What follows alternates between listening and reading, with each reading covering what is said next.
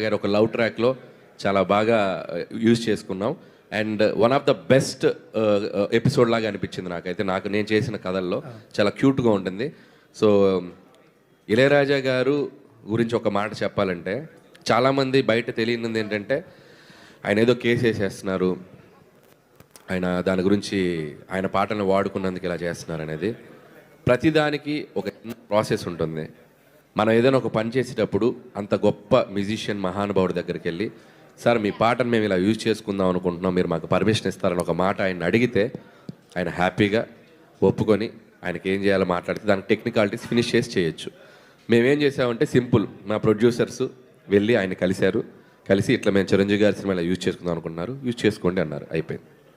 So the process should be నీట్గా ఉంటే ఆయన ఒప్పుకుంటారు. మరి మిగతా విషయాలు మిగతా సినిమాలు జరుగుతున్న ప్రాసెస్ నాకు తెలియదు.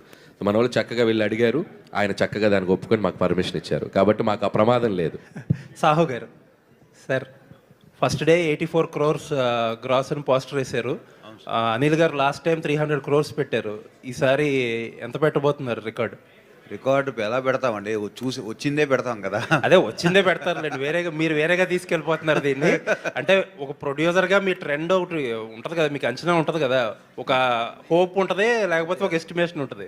నేనైతే ఒక 400 to 500 మధ్యలో చేస్తాను అనుకున్నాను అండి. వెరీ హ్యాపీ ఫర్ యూ అండి, కంగ్రాచులేషన్స్ అండి మీకు కూడా. అనిల్ గారు ఇక్కడ అలా చెప్పండి. బేసికలీ లేడీస్ అంతా కలిసి మీ మీద కేసు పెట్టాలనుకుంటున్నాం. ప్లీజ్ దయచేసి, నేను వాళ్ళ కోసం జైలుకి వెళ్ళడానికి రెడీ, చెప్పకూడదు తినడానికి రెడీ, అవసరమైతే ఓ చల్లక్క పడడానికి రెడీ, అవసరమైతే ఉరి శిక్ష పడడానికి రెడీ. పెట్టండి కేసు, చెప్పండి.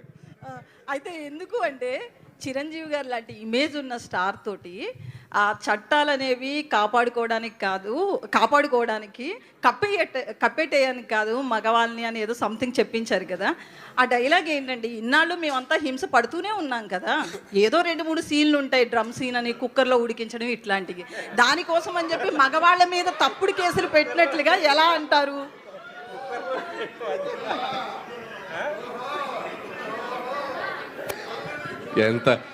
ఎంత సింపుల్గా చెప్పిందో తెలుసు లక్ష్మి. ఆయన లేచి వెళ్ళిపోయాడు. నిశాంత్ గారికి భయం వేసింది. కుక్కర్లో మనిషిని ఉడికించడం ఏదో ఈజీగా ఏదో ఆయన లేచి వెళ్ళిపోయాడు. లక్ష్మి గారు పక్కన మనిషి ఉడకబెట్టినట్టు కుక్కర్లో పక్కన మనిషి జంపు.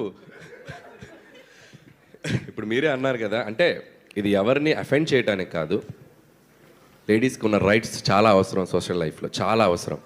మనం చెప్పింది ఏంటంటే దాన్ని అక్కడక్కడ మీరు అన్నట్టే అక్కడక్కడ మిస్యూజ్ అవుతున్న వాటిని అడ్రస్ చేసాం. అది చిరంజీవి గారు లాంటి స్టార్ చేతు చాలా క్యూట్గా, నాకు తెలుసు మీ మనోభావాలు ఎలా దెబ్బతింటే ఎంత దారుణంగా ఉంటుందో పరిస్థితి, అందుకే నేను చాలా చెప్పకుండా అలా క్యూట్గా చెప్పించాను. చాలామంది లేడీసే చప్పట్లు కొడుతున్నారు థియేటర్స్లో. దానికి థ్యాంక్స్ మీరు అడ్రస్ చేసినందుకు.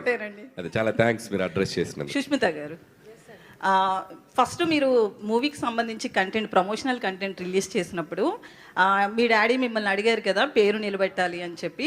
మూవీ చూసిన తర్వాత ఆడియన్స్ నుంచి వచ్చిన రెస్పాన్స్ తర్వాత చిరంజీవి గారు మీతో ఏమన్నారు? అన్నానండి ఇందాక అన్నట్టు. సో డెఫినెట్గా పేరు నిలబెట్టేవని అనుకుంటున్నాను, బయట నుంచి ఎలా వినపడుతుంది అని అన్నారు. సో బయట నుంచి కూడా ఐఎమ్ రియలీ హోపింగ్ దట్ అదే రెస్పాన్స్ వస్తుంది అనుకుంటున్నాను. But he's very happy. నిలబెట్టావు అట్లీస్ట్. ఆయన ఏమంటారంటే, పని చేసినప్పుడు, సినిమా చేసినప్పుడు అండ్ ప్రాసెస్లో బిజినెస్ చేసినప్పుడు ఏదైతే డెడికేషన్తో చేస్తున్నావో అది ఫుల్ ఫ్లెజ్డ్గా చేయాలి. ఆ తర్వాత ఇంకా ఆడియన్స్కి వదిలేసి it is up to audience how they receive it. But the way you worked, ఆ మెథడ్ చూసి నువ్వు నిలబెట్టుకున్నావు ఆ పేరు అని అన్నారు. సో అనిల్ గారు ఇక్కడ సార్, ఇటు నిన్న రామ్ చరణ్ గారికి సినిమా చూపించారు కదా, ఏమన్నారు సార్? ఎలా ఫీల్ అయ్యారు, ఏంటి అసలుకి? సో రామ్ చరణ్ గారిని నేను చాలా ఎగ్జైటెడ్గా ఫీల్ అయ్యారు ఆయన. సో ఆయన సినిమా అంతా చిరంజీవి గారిని అలా చూస్తూ ఎగ్జైట్ అవుతూ చప్పట్లు కొడుతూ నవ్వుతూ ఎంజాయ్ చేశాను అని అన్నారు. అండ్ చాలా హ్యాపీ ఫీల్ అయ్యారు, చాలా హ్యాపీ ఫీల్ అయ్యారు. అండ్ ఆయన హ్యాపీనెస్ ఎంత ఉందంటే నన్ను గట్టిగా ఒక హగ్ ఇచ్చారు కదా, దాంట్లో తెలిసిపోయింది. నెక్స్ట్ ప్లాన్ రామ్ చరణ్ గారా, మరి మళ్ళీ మెగా కాంపౌండ్లు ఎవరితో చేయబోతున్నారు అసలుకి? ఎనీ టైం వాళ్ళకి అవకాశం ఉందంటే మనం ఎగిరి గంతేసి చేస్తాం, చూద్దాం. ఇప్పుడు ప్రొడ్యూసర్ గారు